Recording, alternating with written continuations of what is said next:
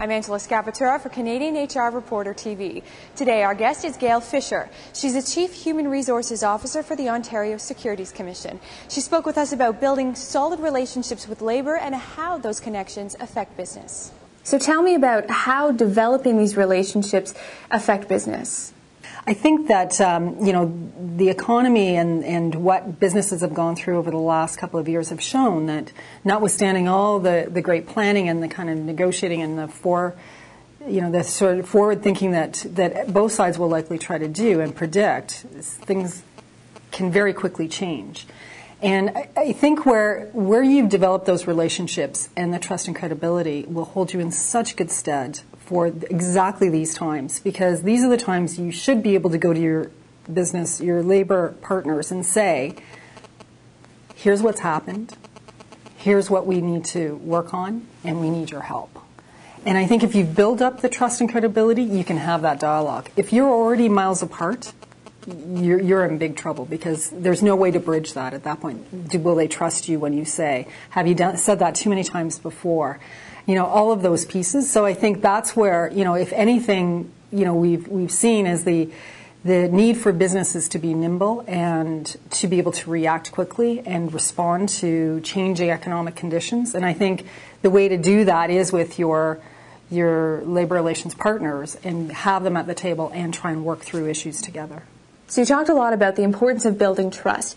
How can employers and managers go about building that with labor? You need to do it every day. It can't be something that magically appears during a round of collective bargaining. It needs to be something that fundamentally is infused throughout the organization, so that you're not building everything up for every 3 or 4 years of bargaining. So in other words, all these little issues that have been percolating are then landing on a collective bargaining table with the myriad of other high-level issues that both sides want to talk about. So it's building up the ability of the managers and the employees and the local union reps to really dialogue at the most local and immediate level as possible to resolve some of those issues either way. So it's building it. In our case, what we did was really try to build up the trust at the senior level and then expand that through the organization through learning and joint learning programs that we developed with the union to really open that dialogue and also get to a common language, understanding when somebody says, I don't think I can resolve this issue, but here's what I think we could do going forward. And understanding that there are times when we are going to agree to disagree, and that's okay too. That's fundamentally because we come from very different places. What are some of the challenges that employers may encounter when dealing with labor? Well, I think, a lot of times things will slowly accrue and will be just based on, some misunderstandings, bad behavior on both parts. And sometimes it takes somebody to come to the table and say, okay, notwithstanding all that, we got to change this. And that's sometimes hard because, you can build up years of sort of antagonistic feelings between the parties. And not at the head office, but more in the field operations where it becomes a very much us and them scenario on both sides of the table. So I think the difficulty is saying somebody needs to sit down and say with the other side, okay, how are we going to break the cycle?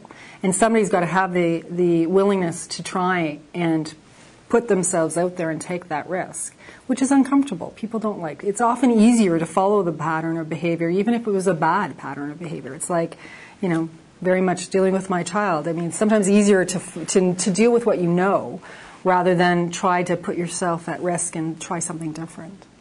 What elements do you think are essential to building relationships with labor?